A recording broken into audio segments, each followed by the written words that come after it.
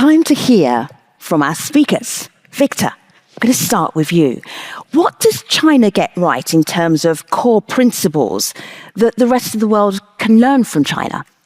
Thank you very much, Fima. It's a great honor for me to be here, and greetings to the distinguished audience as well as the other panelists, and equally, if not more importantly, to the distinguished students on the stage. First of all, I think the world we are living in is a multipolar world. If anyone says they want to go back to the unipolar world, it's a mission impossible.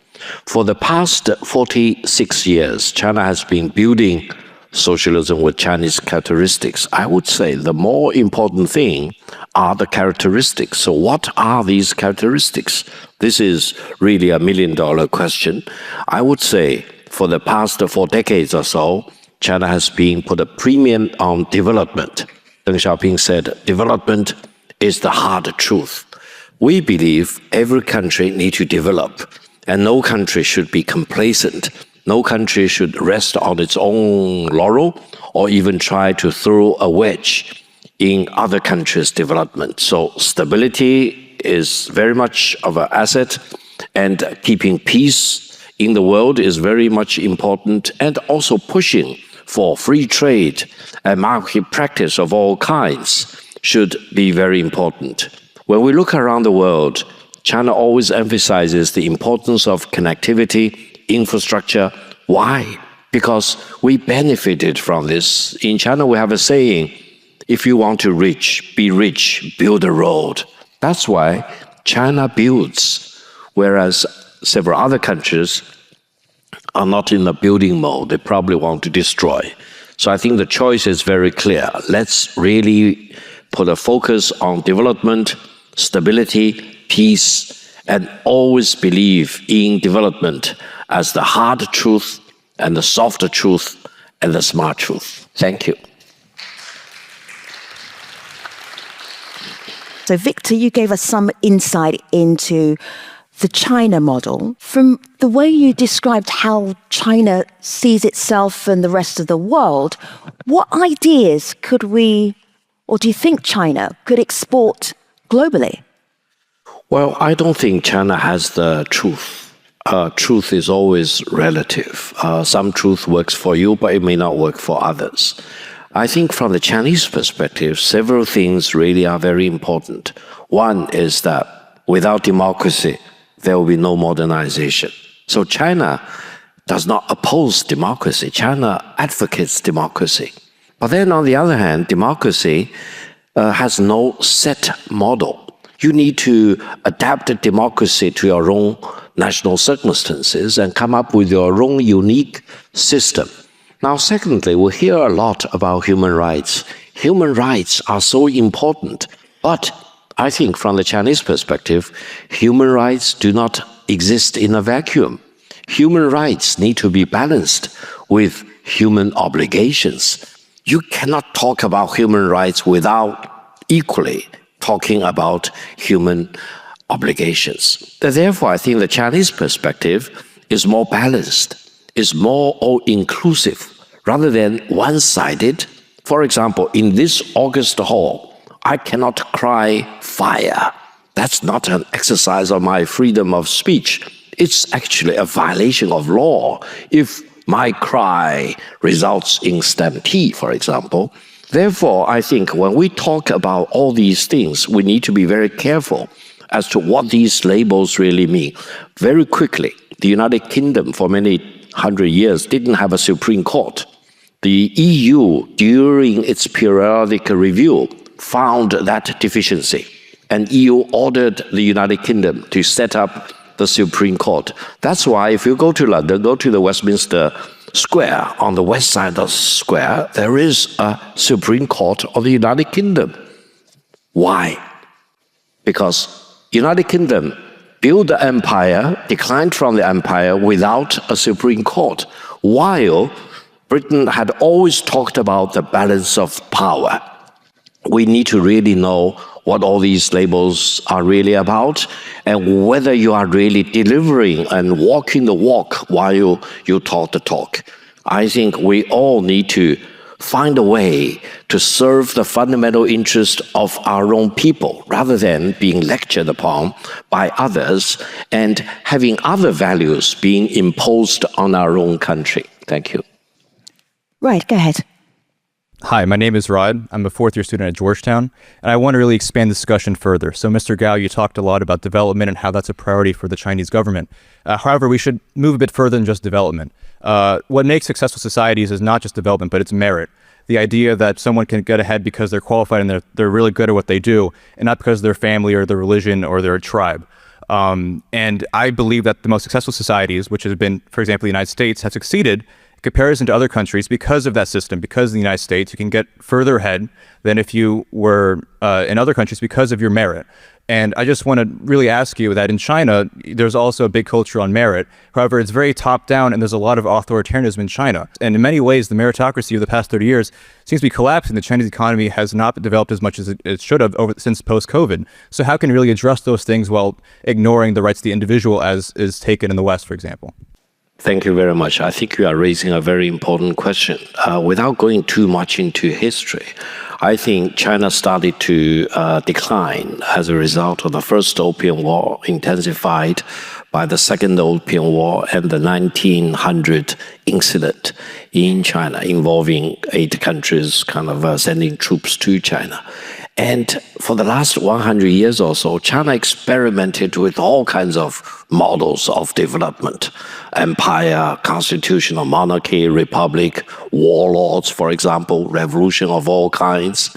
Eventually, I think China figured out a way that China need to go onto its own path.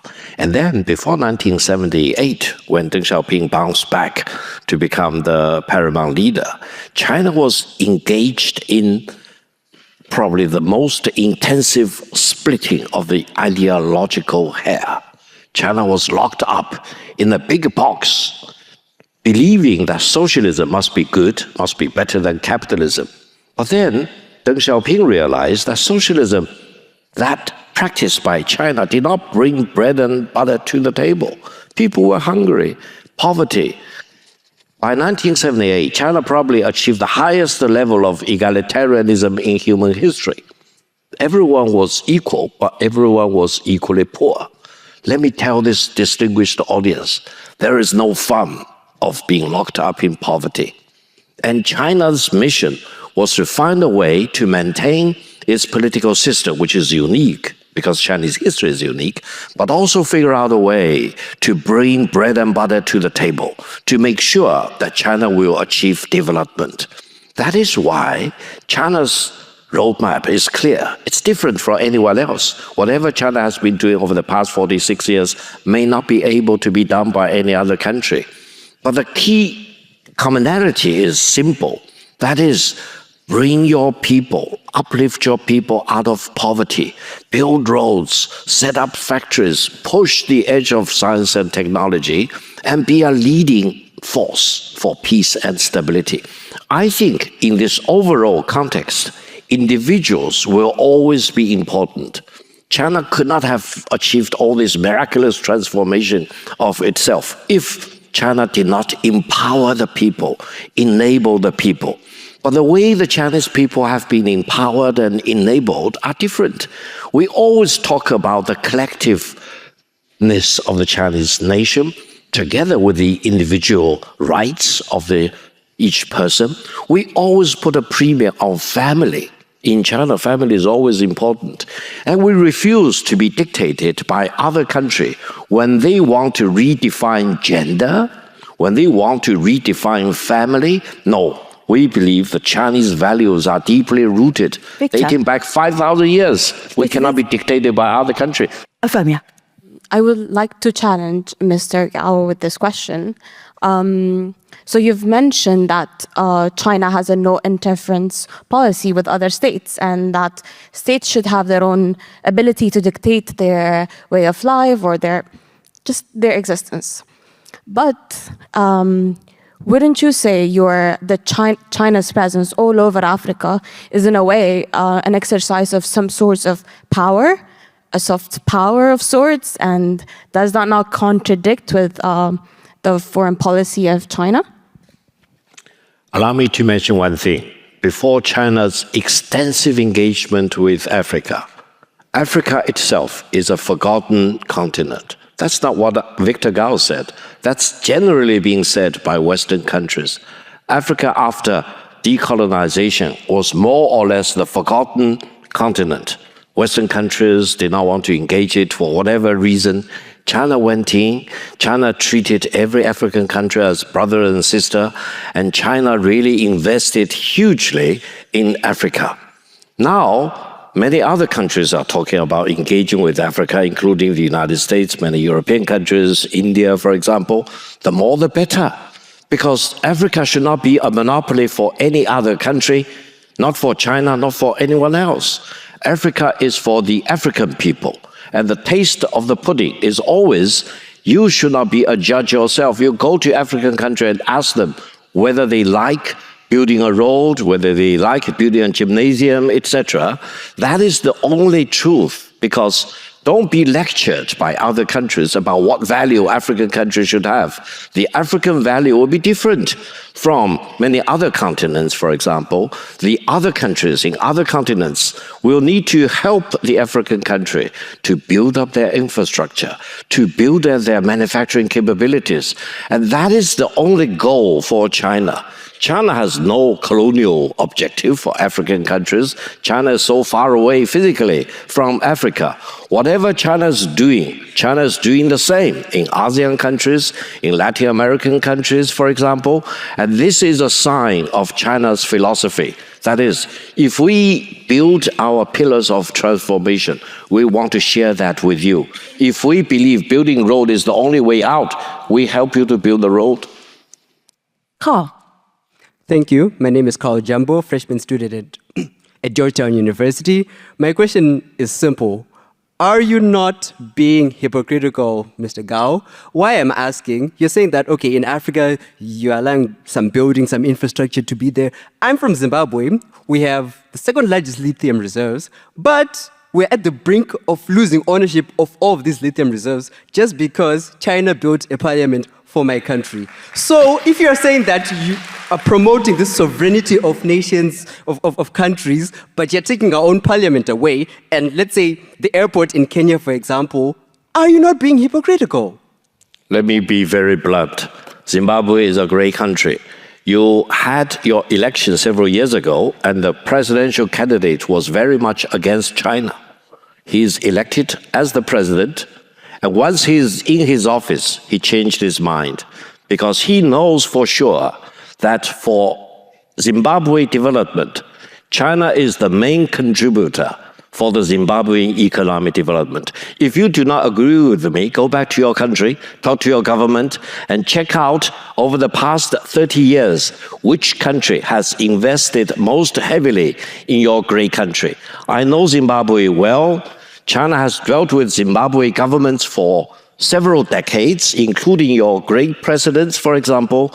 And I would say China-Zimbabwe economic cooperation has helped the economic transformation in Zimbabwe in building up infrastructure facilities and in building up manufacturing capabilities of your country. That is the truth, if I may tell you.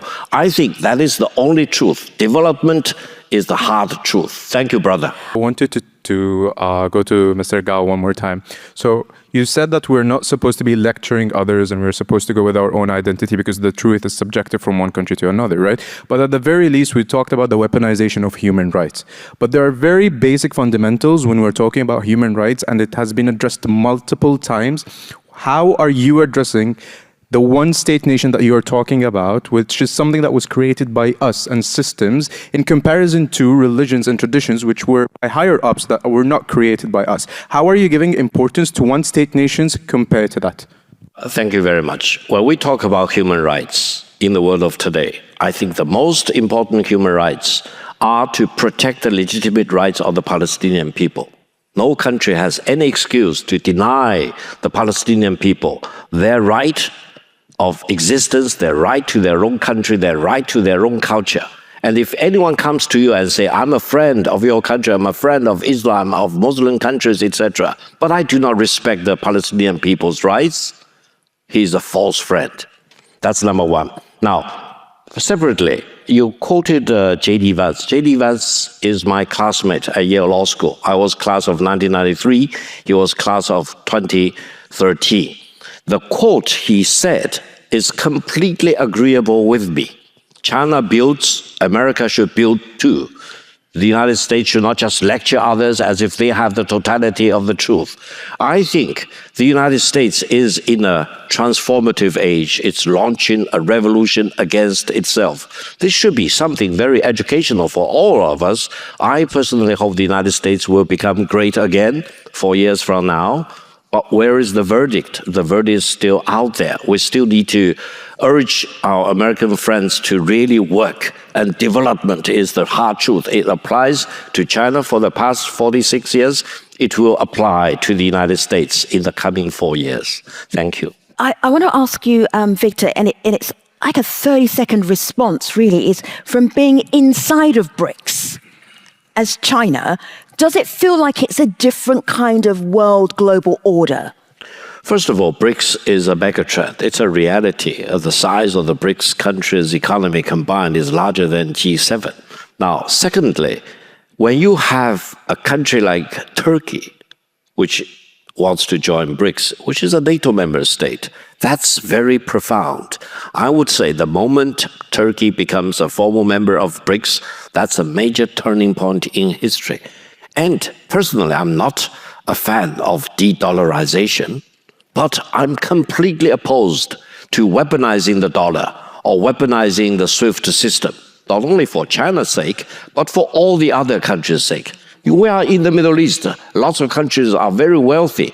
Do you really want to expose yourself to this wanton seizure of your assets, for example, and denying you the SWIFT privilege or using your own dollar, for example? That decision will be made by the individual countries. And I would say BRICS, being a megatrend in the world, is not anti-West. No, it's not promoting de-dollarization, but it is having a mission that is to preserve its own national sovereignty and territorial integrity, making its own flexibility to use dollar or euro or its own currency to settle, and that decision should be made only by the countries themselves, rather than being dictated by any other country. When Donald Trump says, if BRICS want to promote your own collective currency, I want to slap 100% tariff on your countries.